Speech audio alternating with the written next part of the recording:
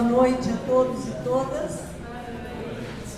Nós daremos início a essa aula pública, onde teremos dois expositores para nos ajudar à reflexão, com o tema O papel da juventude na conjuntura atual.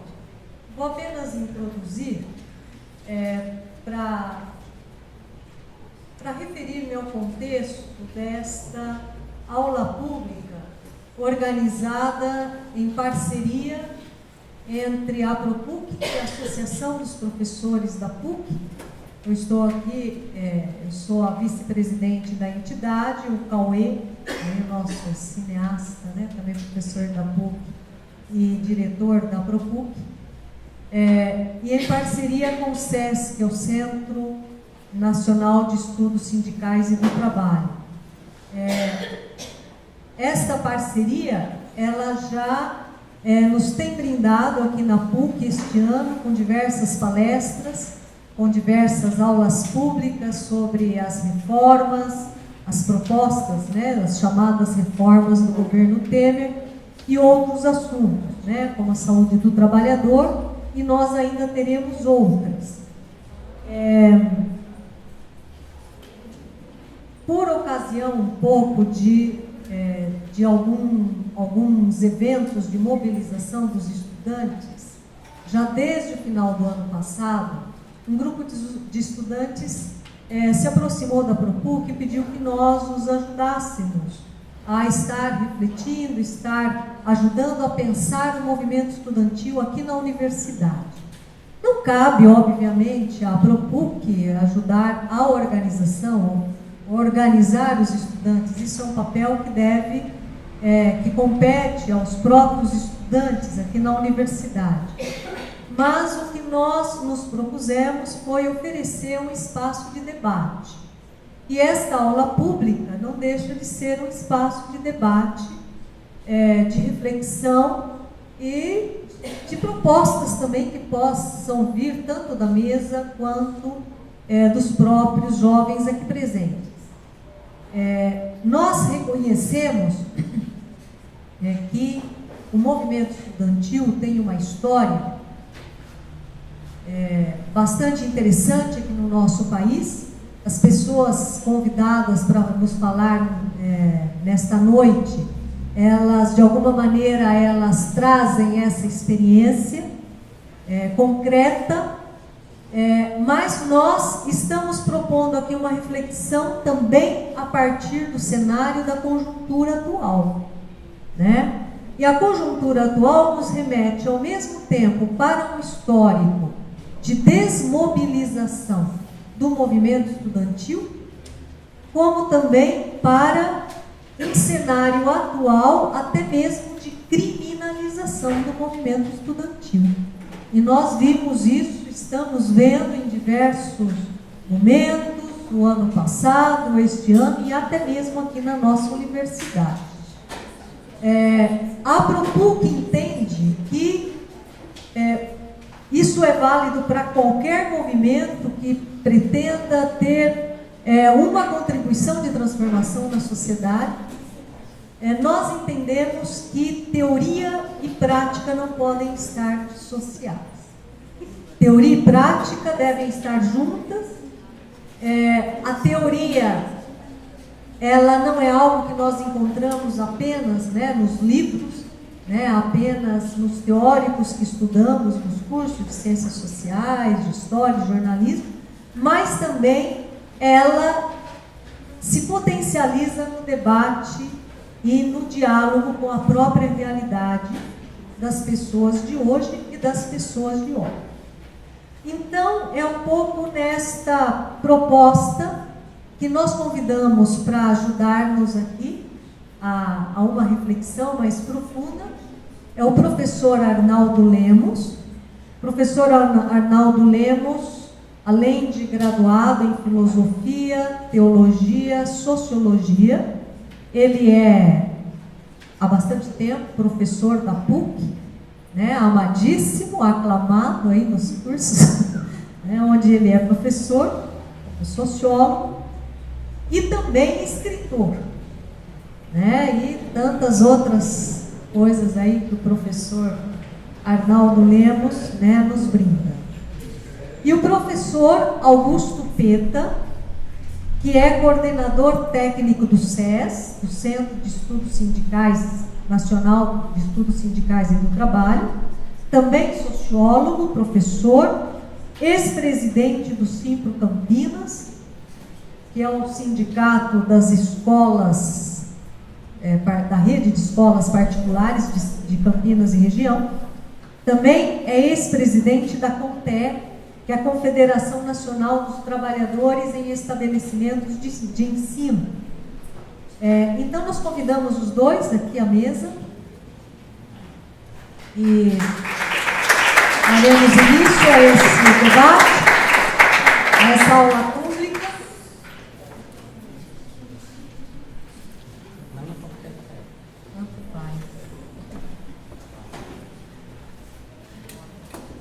Então, aí, nós teremos aí uma fala de cada um, mais ou menos em torno de meia hora, 40 minutos. E depois das duas falas, nós abriremos para o debate, tá? Com os alunos, professores e convidados aqui presentes. Então, o professor Arnaldo Lemos.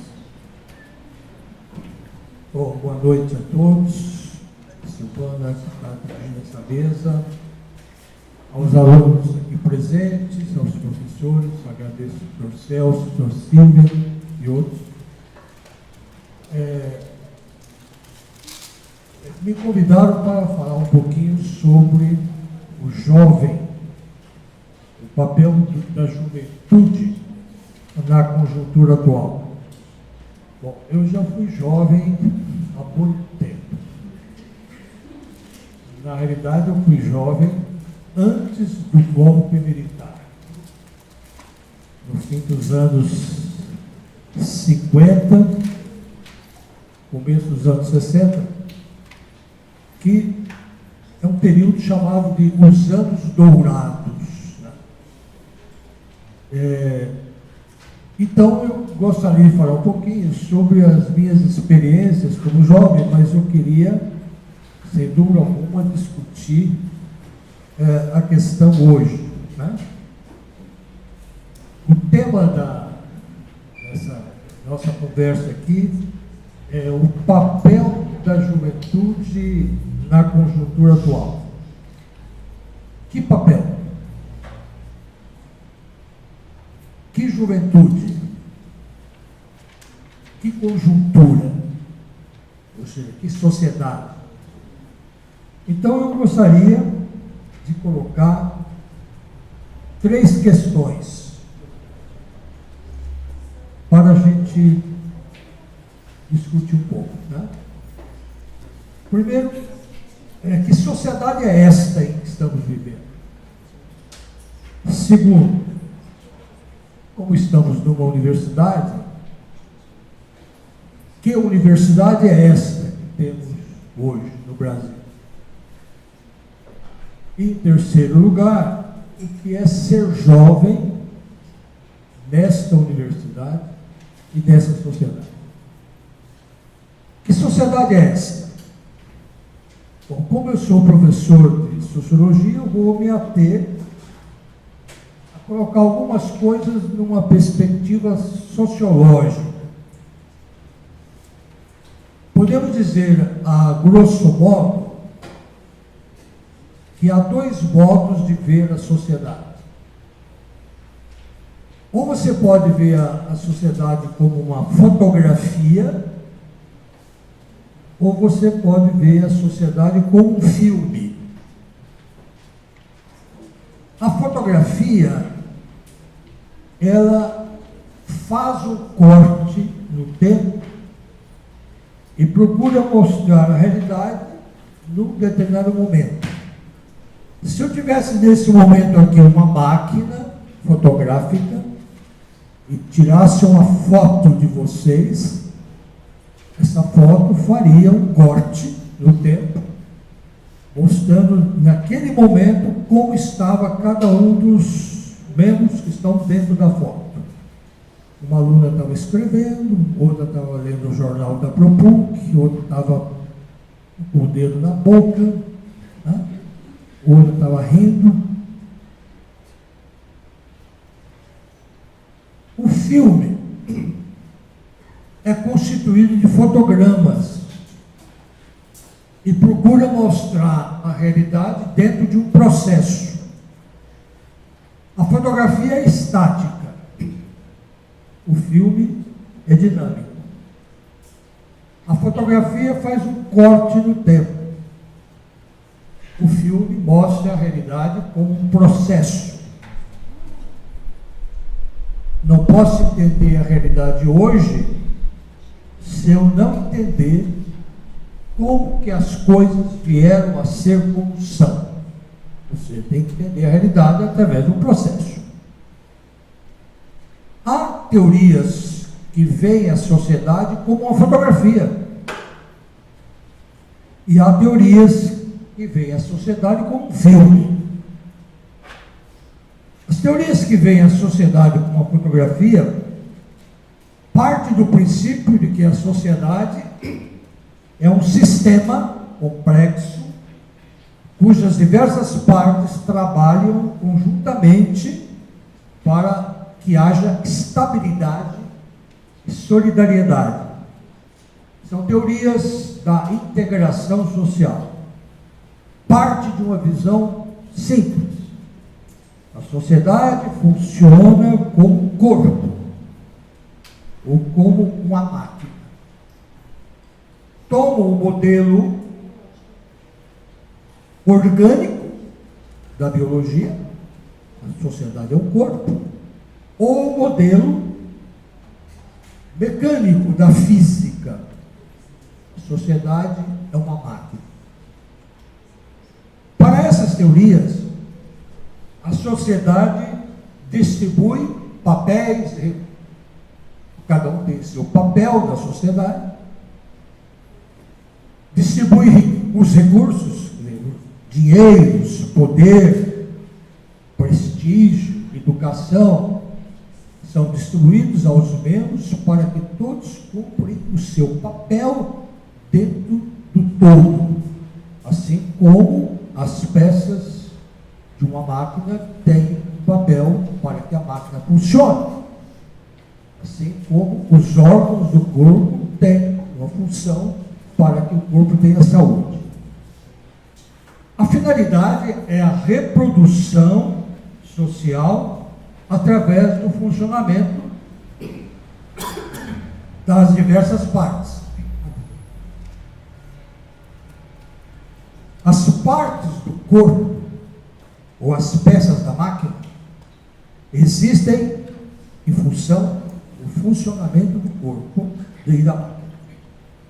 Os seus membros da sociedade estão integrados num sistema de valores, compartilham os mesmos objetivos, aceitam as regras vigentes e se comportam de maneira adequada para que o todo funcione. Essas teorias enfatizam a importância do consenso, da ordem. Para manter a estabilidade, é preciso ordem, harmonia entre as peças. Se uma peça, tem um autor que diz assim, se você tem um relógio à mão, desmonte, coloque as peças na palma da mão. Você não tem um relógio, você tem um monte de peças. O relógio é a soma das peças mais a maneira como elas se relacionam, formando um todo, tendo em vista um objetivo, dar horas. Se uma peça do relógio está com defeito, o relógio adianta ou atrasa ou para. É preciso retirar a peça, consertá-la, para que ela se ajuste ao sistema. A peça foi desenhada e fabricada para atender a finalidade do relógio. O autor diz assim, o ponteiro do relógio foi desenhado e fabricado para marcar horas. Não há lugar para ele no outro conjunto de peças. Ele não pode dizer, estou cansado de marcar horas, eu gostaria de fazer parte do outro grupo. Se ele não faz exatamente aquilo, ele é descartável, ele é jogado no lixo. As peças existem em função do funcionamento da máquina. Se um órgão está doente, é uma patologia. É preciso curá-lo para que o corpo tenha saúde. Nessa teoria, há mecanismos de reajustes e restrição de recursos e funções, pequenas mudanças dentro do equilíbrio. Veja, os próprios conceitos aqui são conceitos da física. Ajustes, reajustes, equilíbrio. Por isso, nessas teorias, o conflito tem que ser eliminado. O conflito prejudica o funcionamento do todo. Aliás, essas teorias nem falam em conflito, falam em disfunção. Se os elementos estiverem contestando o funcionamento do todo, eles têm que ser controlados pelo direito, pela educação, pela moral, ou então neutralizados pela repressão policial. Porque senão a máquina será destruída. O segundo ponto, as teorias que veem a sociedade como filme também enfatizam a importância das estruturas dentro da sociedade, mas ao contrário, veem a sociedade de uma maneira não estática, mas dinâmica, e destacam a presença do conflito. Porque na sociedade há interesses e poder, e isso gera desigualdade e luta. São teorias que consideram a sociedade constituída de grupos com interesses estruturalmente opostos que se encontram em luta pelo poder. A existência de interesses diferentes significa que o conflito está sempre presente e que certos grupos se beneficiam mais do que os outros. Há tensões entre os grupos, dominantes e não dominantes, e as relações de controle são estabelecidas e perpetuadas. Não consideram que o nexo principal da sociedade seja o interesse comum, consenso, mas ao contrário afirmam que a coação, o condicionamento ideológico são exercidos pelos grupos de poder com objetivos de preservar privilégios e manter a dominação. Crises e mudanças são consideradas fenômenos normais da sociedade, lutas de interesses e poder. Conflito e a ruptura constitui a lei principal da história. A sociedade se explica pelos conflitos, nos conflitos e com os conflitos. A realidade, ela é constituída de contradições. Bom, tem a ver essas teorias com o que a PROPUC está propondo aqui para a gente discutir. As duas teorias apresentadas podem nos ajudar na resposta. A teoria do consenso e a teoria do conflito. O que é a universidade?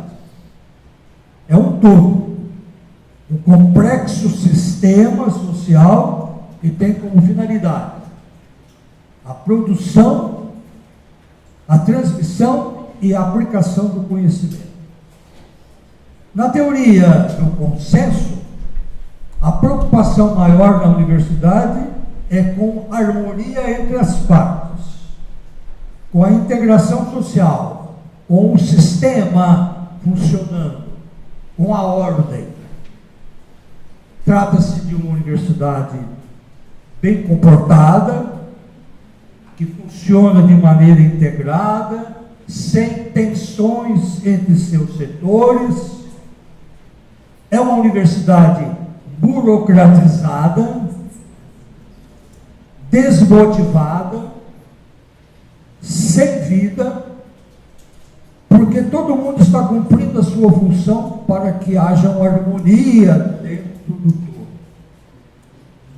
A universidade funciona como um relógio, ou como um corpo. Nós, professores, alunos e funcionários, somos peças do relógio, órgãos do corpo. Os desajustes, os conflitos, são casos patológicos que devem ser eliminados para que o todo funcione, pois as peças existem em função do funcionamento do todo. Os órgãos devem funcionar para que o corpo tenha saúde. Muitos veem então a universidade dentro dessa concepção. Ressaltam o grau de burocratização universitária, a intensificação do terrorismo e do tecnicismo acadêmico. A produção do conhecimento dá lugar ao controle burocrático sobre professores e sobre os alunos. Administrar assume a feição de vigiar e punir. Um dos fins da universidade é ensinar, pesquisar, saber, são substituídos pelos meios, as técnicas, a necessidade de pontuar, a titulação. É o discurso da competência. Nós sabemos que toda linguagem expressa relações de poder. Os discursos têm maior ou menor autoridade proporcionalmente ao capital social acumulado por aqueles que os pronunciam. Quanto maior a acumulação, maior o poder. Por sua vez, esse poder depende da posição que o indivíduo ocupa na estrutura. Portanto, é uma questão de competência. Mas que competência? Mariana Chauí, que é uma estudiosa da universidade, identificou os rumos que tomaria a universidade no sentido de competência, tornando-a praticamente uma regra. Diz ela o seguinte: o discurso competente é um discurso instituído. É aquele no qual a linguagem sofre uma restrição que pode ser resumida assim: não é qualquer um que pode dizer a qualquer outro, qualquer coisa, em qualquer lugar, em qualquer circunstância. O discurso competente confunde-se, pois, com a linguagem institucionalmente permitida ou autorizada. Isto é, com um discurso no qual os interlocutores já foram previamente reconhecidos como direito de falar, no qual os lugares e as circunstâncias já foram predeterminadas para que seja permitido falar e ouvir. Enfim, na qual o conteúdo e a forma já foram autorizados segundo os cânones de sua própria competência. Os jovens na universidade podem falar ou podem só ouvir? Os jovens da universidade podem se manifestar, podem fazer protestos, podem fazer manifestações de apoio. Tem competência para isso? Não. Dentro dessa perspectiva, o jovem tem um papel a desempenhar para que o todo funcione. Por outro lado, nas teorias do conflito, a universidade não está descolada da sociedade. A universidade reproduz as relações sociais da sociedade. Tem conflitos internos que expressam antagonismos, que que são vividos por todos os agentes dentro do grupo. Isso não quer dizer que a universidade não tenha uma realidade específica, mas simplesmente que ela não pode estar descolada da realidade social. Dentro dessa perspectiva, a universidade está sempre tensa entre a forma educativa predominante que conhecemos e é pautada na transmissão de conhecimento e nas necessidades e transformações da sociedade contemporânea, principalmente no meio da juventude que participa da universidade. A demanda pela expansão do acesso ao ensino superior, o aumento do conhecimento, o crescimento das tecnologias de informação, as redes sociais, o estabelecimento de novas relações de pesquisa e de ensino, são fatores que mostram as tensões dentro da universidade. O jovem espera que a universidade o ajude a desenvolver capacidades de lidar com as situações reais. Os métodos e currículos devem propiciar um aprendizado com significado, e o educando deve ser concebido como alguém que está ali para produzir também.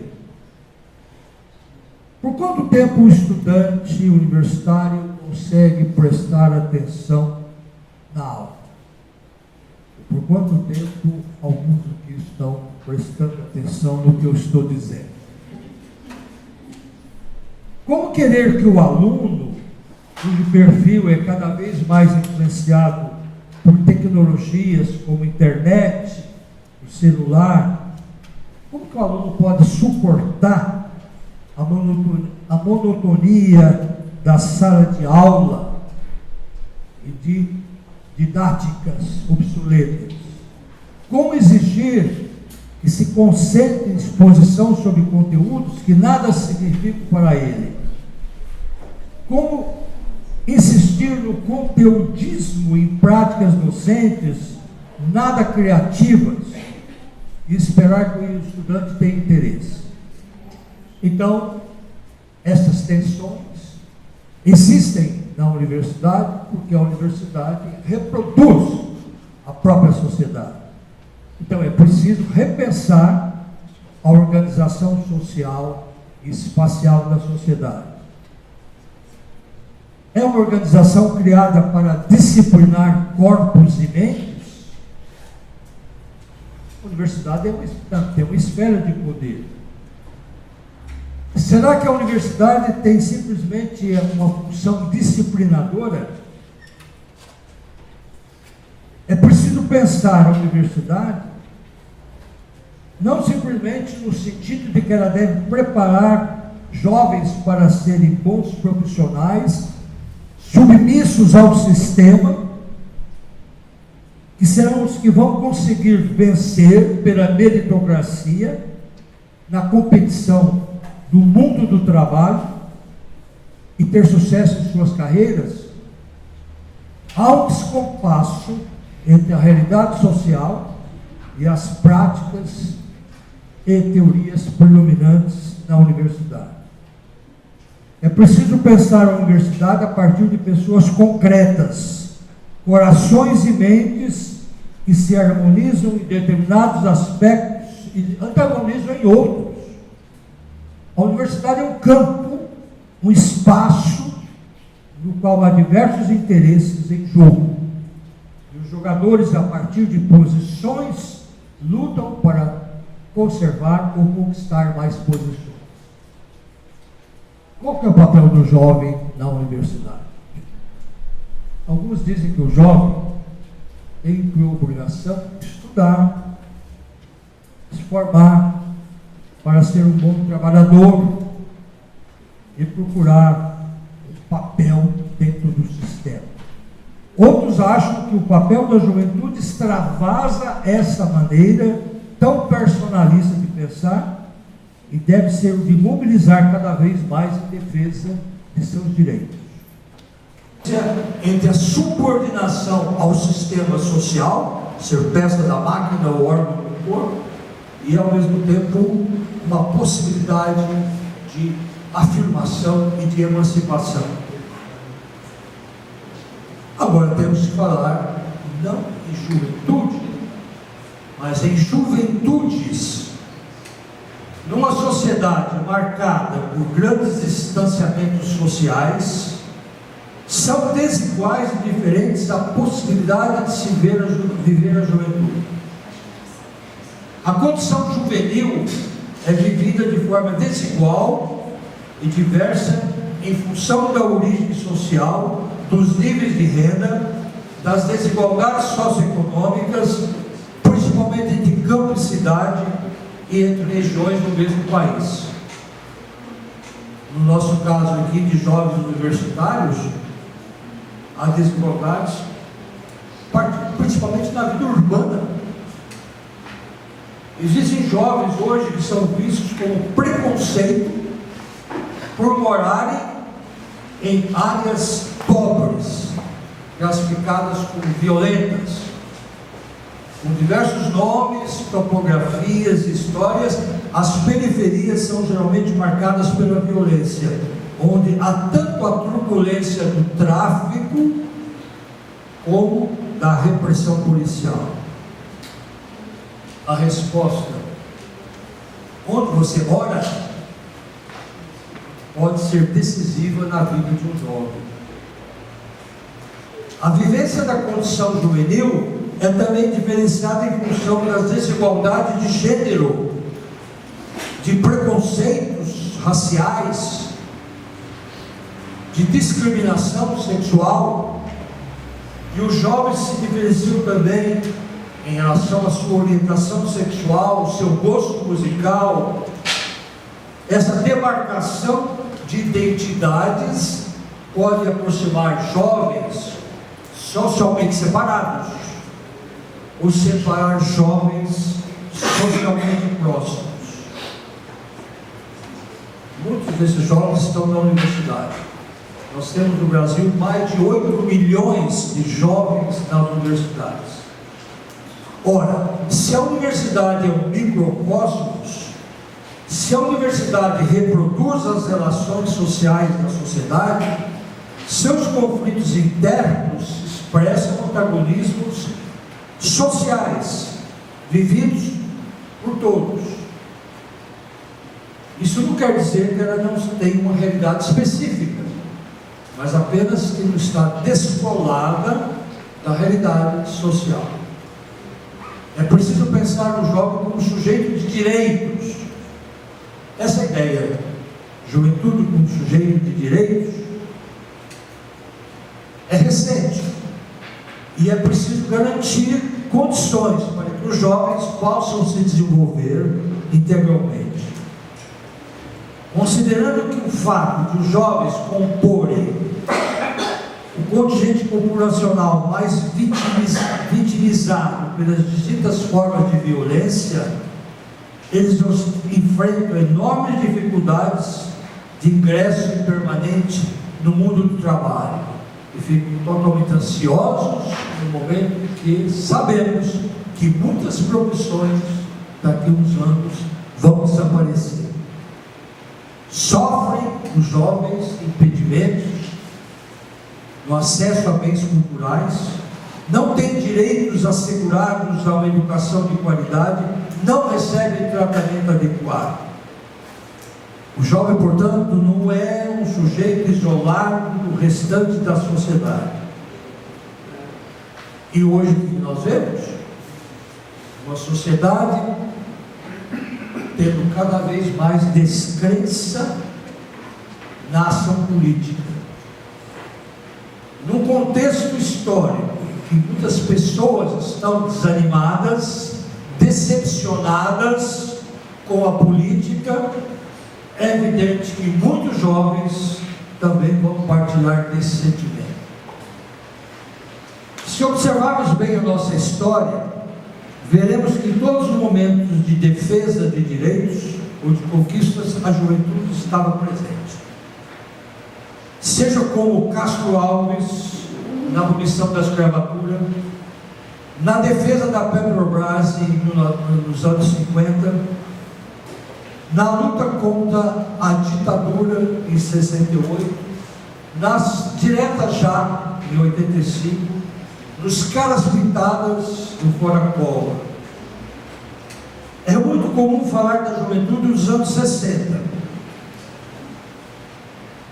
E o Augusto vai nos dar um relato de sua experiência como jovem nos anos 68. Era uma juventude idealista, política, que queria mudar uma sociedade desigual. Depois, mais tarde, essa juventude muda. Nos anos 90,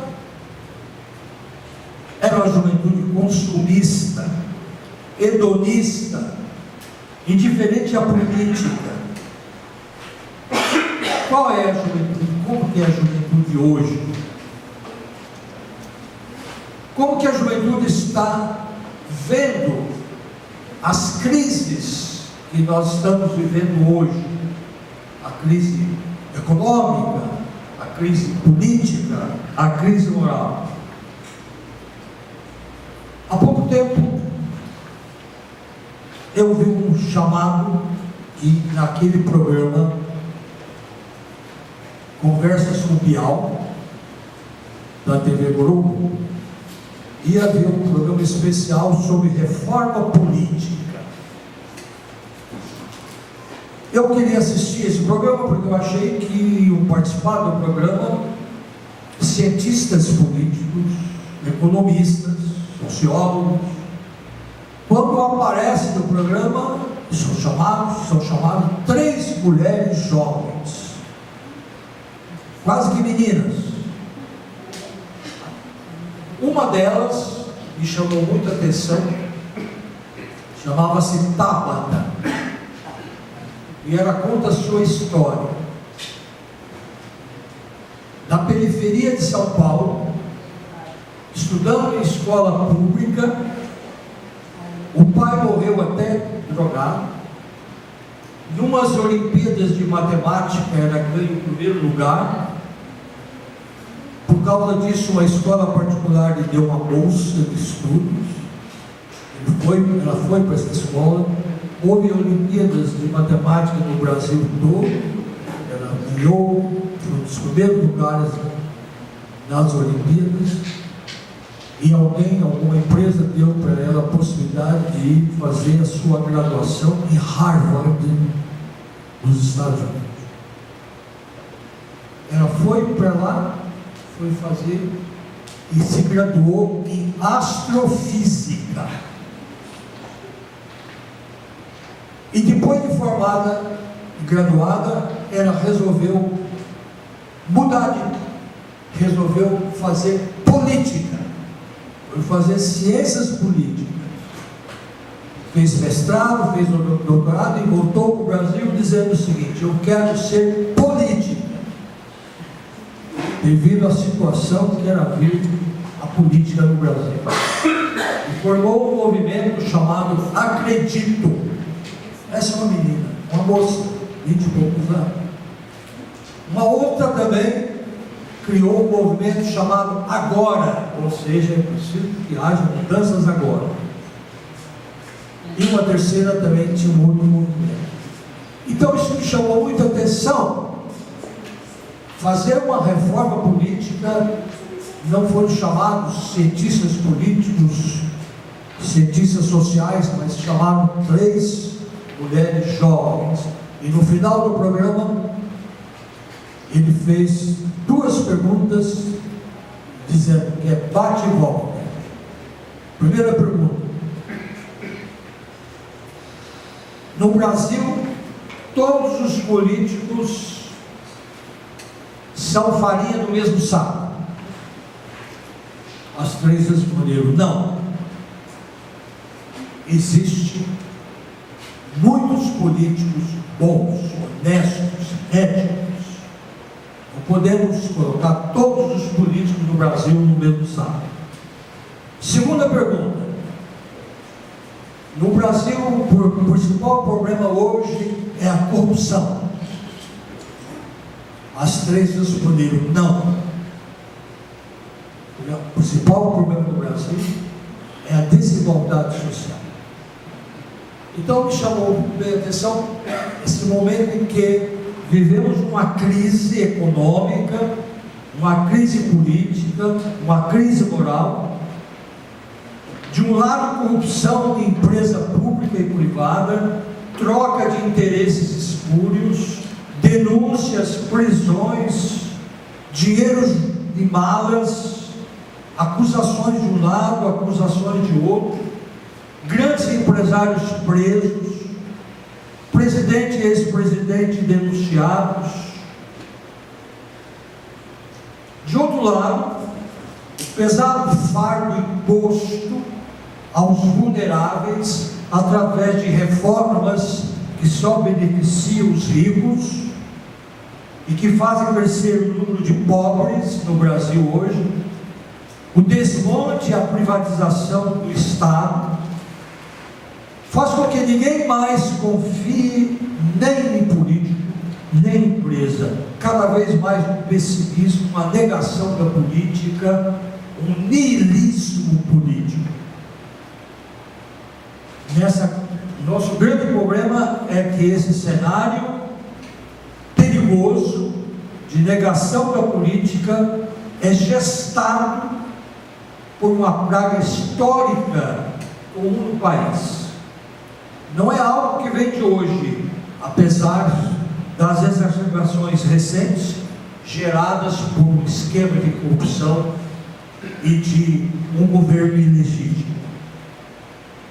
A juventude começa a ficar sem referências, numa situação de anomia. Precisamos de referências para a imensa camada de jovens do país. A juventude pode ocupar esses espaços institucionais, tirando esses velhos políticos e transformar numa ferramenta de combate à corrupção e às nefastas práticas que estamos vendo e na colocação de políticas sociais para atender a população. É preciso que a juventude tenha coragem para ocupar esses espaços e representar movimentos sociais. As grandes mobilizações que nós tivemos, a juventude é capaz, de fazer isso. É só lembrar o movimento da ocupação das escolas pelos jovens secundaristas, É preciso que a juventude consiga se organizar e construir uma alternativa para o Brasil. Os jovens indignados devem ocupar as escolas, as praças, as redes sociais, enfim, a política. Os jovens precisam ter consciência de que é preciso construir uma sociedade mais justa. Há uma série de questões que a gente pode fazer para os jovens de hoje, para definir os seus papéis dentro de uma participação política. Eu só terminaria dizendo o seguinte: não há neutralidade. Ou seja, nós devemos estar presentes no mundo e procurar resolver as questões que afligem a sociedade. Tanto na universidade como na sociedade há conflitos. A universidade e a sociedade não são relógios, nem corpos, e nós não somos peças de uma máquina, nem órgãos de um corpo. Somos seres conscientes, que temos vontade e liberdade, e não podemos ficar alienados. Eu só queria terminar lendo um poema de Brecht, que todo mundo conhece, mas nunca é tão atual como hoje. O analfabeto político. O pior analfabeto é o analfabeto político. Ele não ouve, ele não fala, ele não participa dos acontecimentos políticos. Ele não sabe que o custo de vida, o preço do feijão, do peixe, da farinha, do aluguel, do sapato e do remédio depende de decisões políticas. O analfabeto político é tão burro que se orgulha e estufa o peito dizendo que odeia a política. Não sabe o imbecil que da sua ignorância política nasce a prostituta, o menor abandonado e o pior de todos os bandidos, que é o político vigarista, pilantra, corrupto e o lacaio dos exploradores do povo. E esses versos do Brecht sirvam para vocês jovens entenderem a necessidade de participação política. Dizer que eu sou apolítico é uma forma de política, é uma posição política. Então vamos, dentro da universidade, dentro da sociedade, participar e procurar ajudar a transformação da nossa sociedade. Era isso.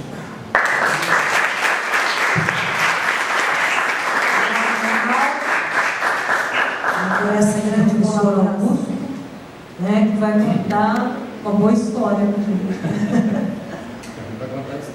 Ele vem para contar a história e vai ser muito bom, garanto. Bem, em primeiro lugar, eu gostaria de agradecer aqui a Silvana, ao PUC, por essa oportunidade de estar aqui com vocês e fazer um depoimento de alguém que foi estudante de ciências sociais, como vocês, nos anos na PUC, de 1966 a 1969. Portanto, eu peguei esse momento do auge do movimento estudantil dos anos 60, que é exatamente o ano de 1968. Eu nasci em Jaboticabal, uma cidade próxima a Ribeirão Preto, aqui no interior de São Paulo. E quando eu tinha mais ou menos 15 anos, eu comecei a me despertar para essa questão social. O que mais me angustiava era isso que o Arnaldo acabou de colocar aqui, a questão da desigualdade social. Não é possível que poucas pessoas detenham uma renda enorme, um capital enorme, e muitas pessoas vivem numa situação muito difícil. Se nós considerarmos hoje, há alguns meses atrás, saiu na imprensa que 6 famílias no Brasil têm uma renda igual à metade da população brasileira. E 8 famílias no mundo têm uma renda total igual à metade da população mundial. Quer dizer, é um absurdo isso. É um absurdo. Então, o que me motivava era entender esse processo, que era explicado de uma forma muito... sempre foi assim, as pessoas nascem assim, o mundo sempre foi assim, e portanto vai continuar sendo assim. Mas eu não me contentava muito com essa explicação. E ao começar a participar do movimento estudantil secundarista, eu entendia ser ali um momento de reflexão sobre a situação e de algum tipo de participação que pudesse ajudar no sentido da construção de um mundo mais justo. Em 1960, só para localizar politicamente, em 1960, no dia 3 de outubro de 1960, Jânio Quadros é eleito presidente da República no Brasil e João Goulart é eleito vice-presidente da República. Na época, você votava para o presidente e votava para o vice-presidente. Hoje, ao votar no presidente, você já está votando no vice-presidente. O presidente que foi eleito era uma tendência mais conservadora, era Jânio Quadros. E o vice-presidente eleito era João Goulart, de tendência progressista. Eu quero colocar esse cenário também, gente, porque depois eu queria vocês irem vendo como é que foi chegando a situação atual e como é que houve o golpe o ano passado. João Goulart acabou, Jânio, que tinha feito uma carreira política a mais rápida de todos os políticos do Brasil, mais ou menos durante 15 anos, ele saiu de vereador na cidade de São Paulo para presidente da República, passando por ser deputado, governador, prefeito de São Paulo, etc. Chegou à presidência da República. Depois de 7 meses ele renunciou. E João Goulart estava na China, e houve um movimento já da direita no Brasil, dos militares, etc., querendo evitar a posse de João Goulart. Mas houve uma greve, uma participação de operários, de estudantes, etc., de políticos mais progressistas, que acabaram garantindo a posse de João Goulart na presidência da República. E aí ele vai ser o presidente até o golpe militar de 1964. Em 64, no dia 13 de março, ele fez um comício no Rio de Janeiro, apontando que ele iria fazer reformas importantes para o povo brasileiro. E no dia 31 de março, no dia 1º de abril, houve um golpe militar que quase fecha a possibilidade de participação política no Brasil naquele momento.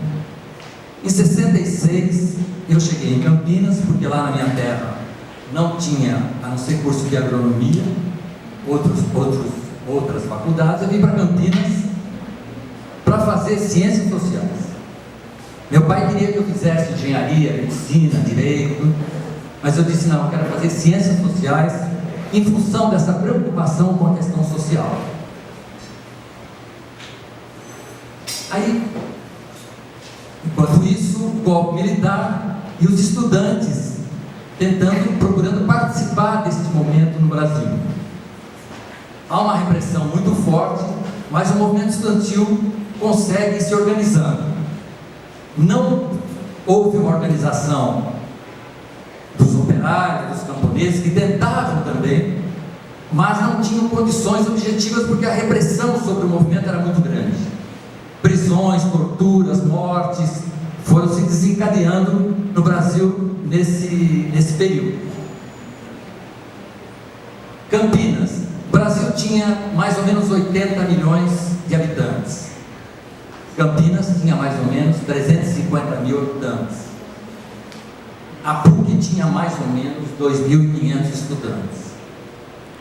Muito diferente da situação atual, não é? Que o Brasil tem mais de 200 milhões de habitantes, Campinas tem quase 1.200.000 habitantes, e a PUC deve ter por volta de 15, 16 mil estudantes.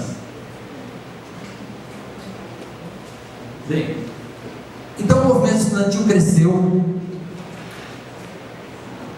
liderado principalmente pela União Nacional dos Estudantes e pelas uniões estaduais que existiam em todos os estados do Brasil. E nós entramos no ano de 68.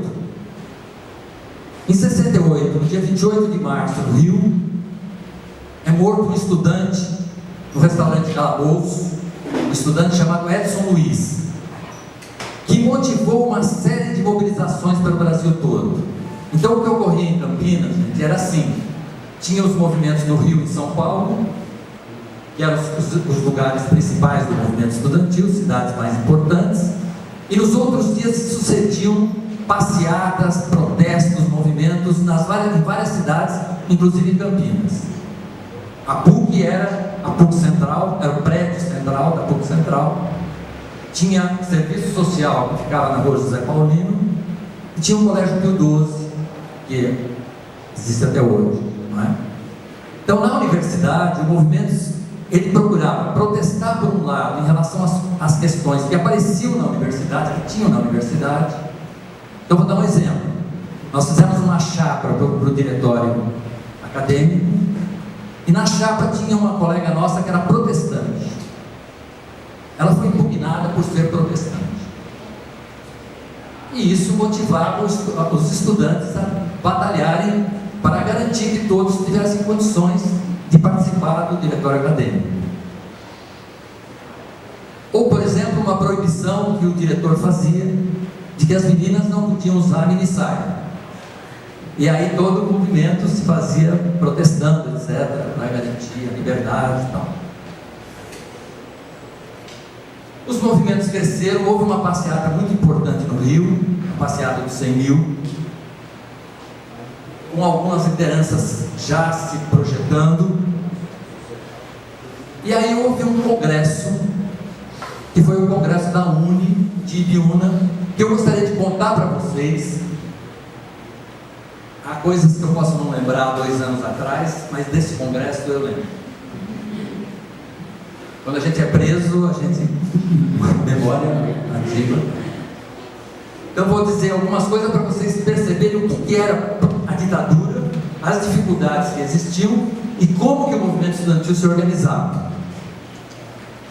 No início de 68, a diretoria da UNE mandou um recado para todos os diretórios acadêmicos, para os centros acadêmicos, dizendo o seguinte: vai haver congresso da UNE em 1968, nós não sabemos qual o dia do congresso,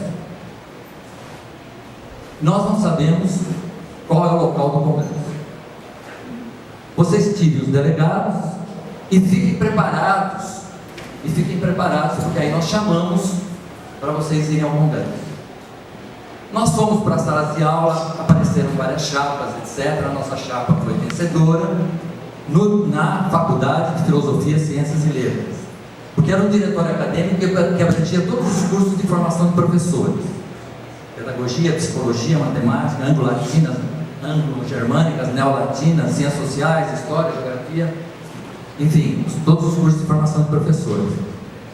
Então, nessa eleição, a nossa chapa ganhou a eleição e nós ficamos esperando o comunicado de como é que nós iríamos chegar no congresso e onde seria o congresso.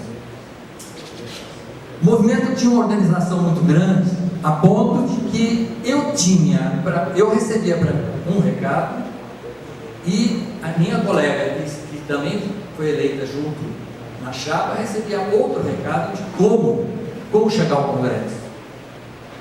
Então eu recebi o seguinte: você tem que estar dia 10 de outubro, às 10 horas da manhã, na Avenida Angélica, em São Paulo, numa esquina, cuja rua eu não me lembro o nome agora.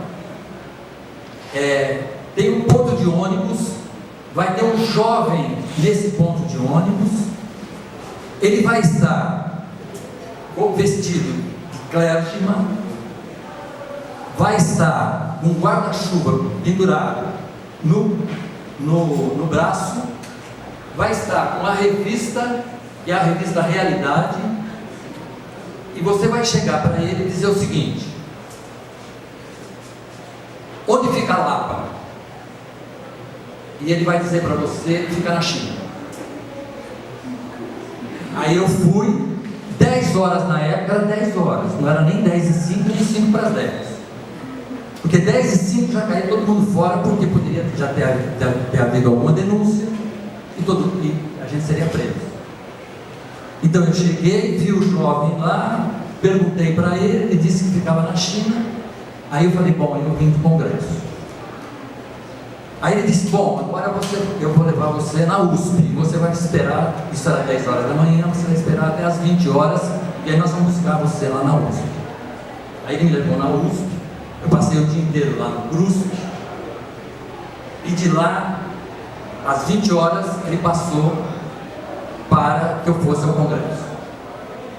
Aí nós fomos mais 3 estudantes, ele foi até um local muito escuro lá no meio de uma rodovia, e falou: agora vocês vão descer aqui, vocês vão entrar por esse mato adentro aqui, vai ter um caminhão já com vários estudantes, e daí vocês vão ser levados para o congresso.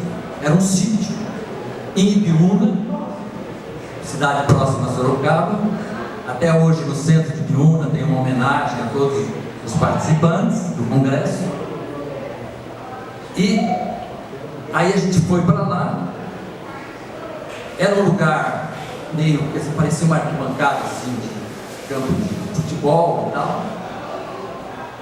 Aí nós ficamos um dia discutindo quem podia votar. Nós éramos 720, 730 estudantes, quem podia votar.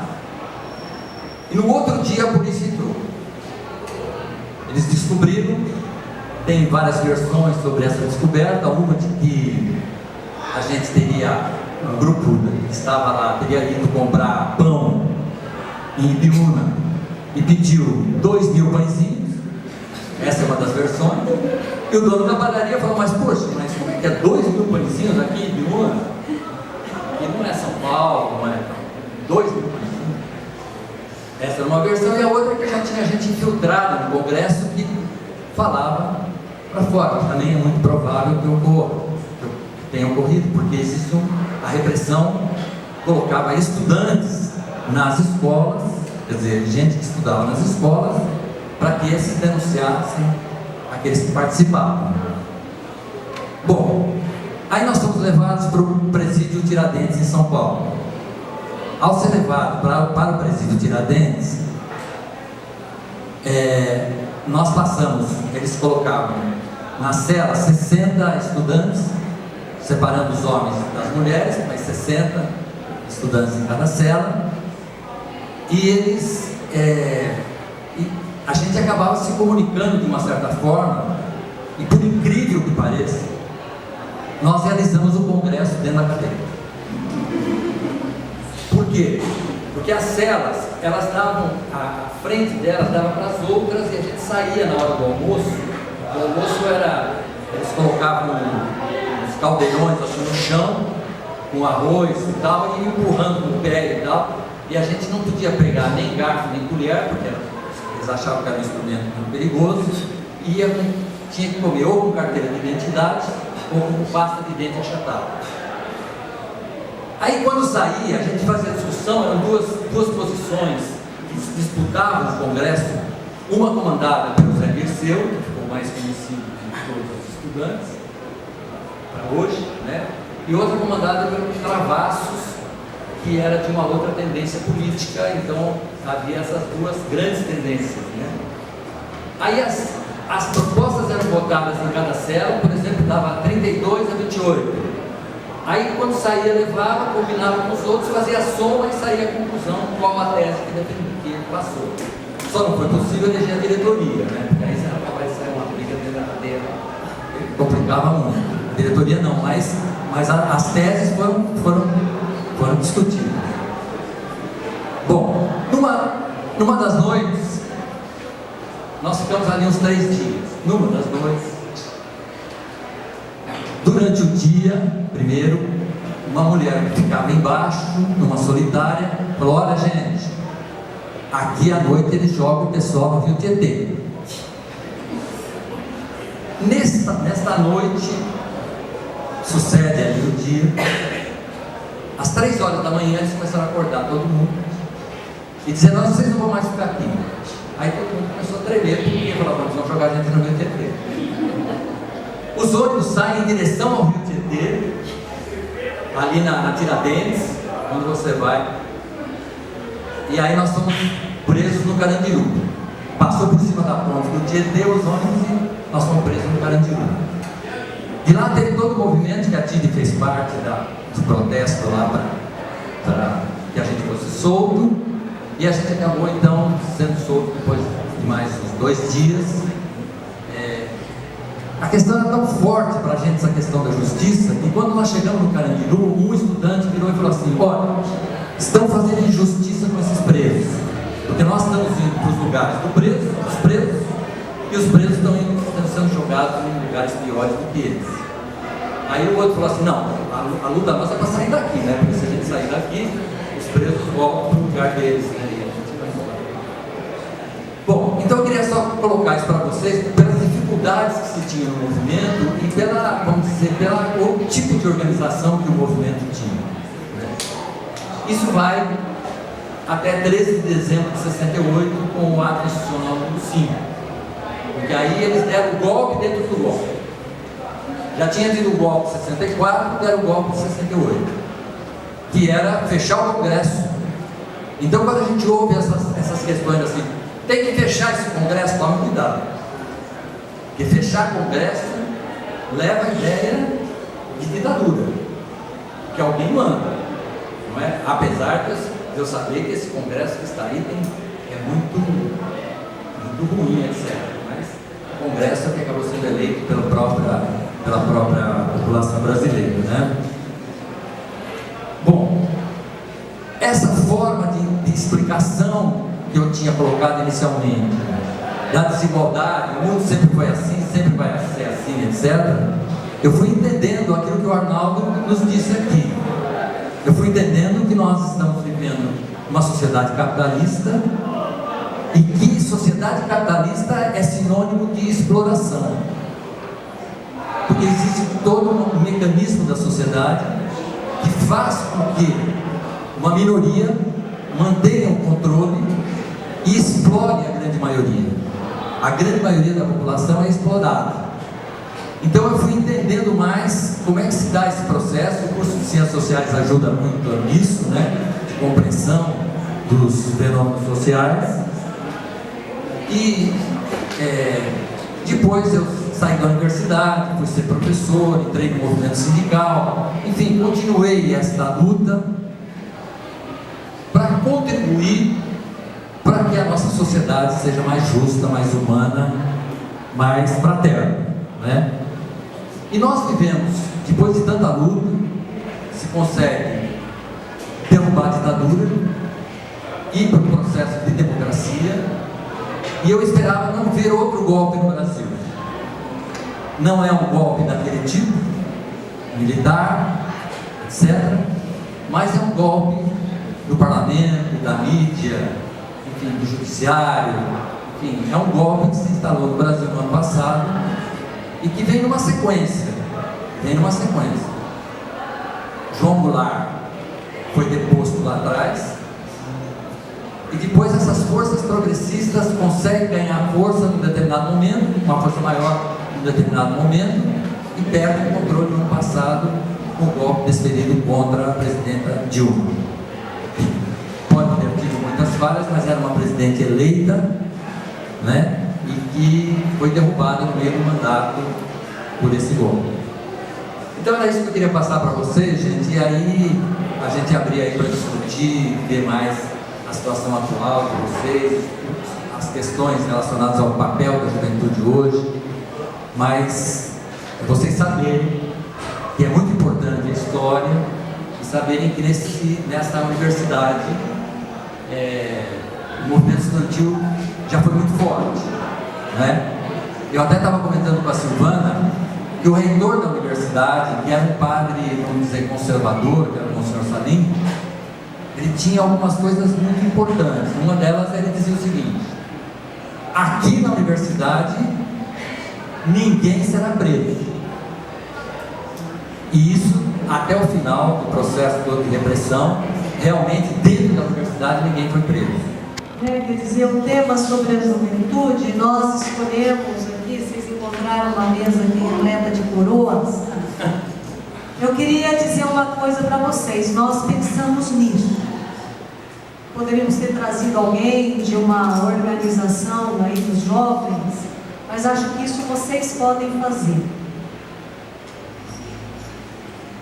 Da época em que esses dois professores foram jovens militantes, lutadores, vocês podem ter certeza que vários, naquele mesmo período, no decorrer do tempo, com as dificuldades, viraram a casaca. Em outras palavras, deixaram de ser jovens no verdadeiro sentido da palavra, de lutar. Nós trouxemos aqui para falar para vocês dois que depois de 60 anos continuam sendo jovens, continuam na luta, continuam militantes, entendendo a situação e com, talvez não exatamente o mesmo vigor, mas com o mesmo espírito de jovem. E nós esperamos que isso possa ficar e continuar em vários de vocês, porque pode acontecer e depois de muito tempo, como hoje vários dos meus colegas dizem, pô, mas agora com 70 anos nós vamos ter que arregaçar as mangas e lutar de novo? Pois é, a juventude é para isso, não é para ficar depois que a gente acaba a universidade. A juventude é para ser carregada a vida inteira, né, por um mundo melhor, porque aqueles que não continuam lutando por um mundo melhor deixam de ser jovens. Então, obrigado a todas e todos.